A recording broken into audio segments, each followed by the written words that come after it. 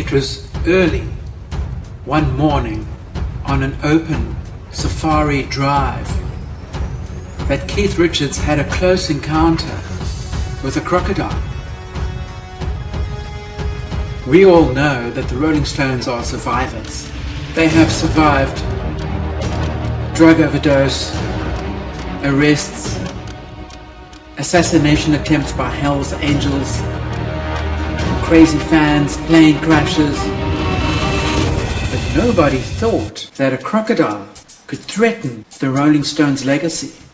The Rolling Stones were on their Voodoo Lounge World Tour when they flew into Johannesburg International Airport for two of their only performances ever in Africa, namely at the Ellis Park Stadium, Johannesburg, South Africa, on the 24th and 25th of February 95. And it was a few days before the show that Keith decided to take his family and some friends on a safari weekend. I would have loved to have played Africa years ago, but now the time's right.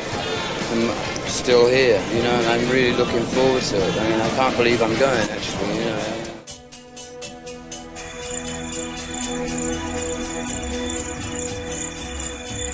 Now, listening to the African night can be an amazing experience.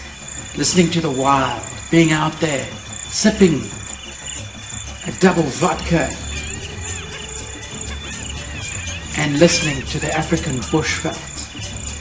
Keith got into a groove and stayed up till the early hours of the morning, retiring to go to bed only at 4 a.m. in the morning, to be awoken 1 hour later at 5 a.m., scooped up and put on the back of an open safari truck. Who wakes Keith Richards up at 5 a.m. after 1 hour of sleep? Keith sitting at the back of a safari truck being jolted around over a rough terrain road. And the safari truck suddenly comes to a halt. And there, standing in front of Keith, is what he describes as Mrs. God, a warthog, with its beady little red eyes staring at Keith. And Keith, he's feeling worse for wear and would rather encounter the warthog on some other day. The safari truck continues down the road and Keith sees a cheetah with an antelope in a tree.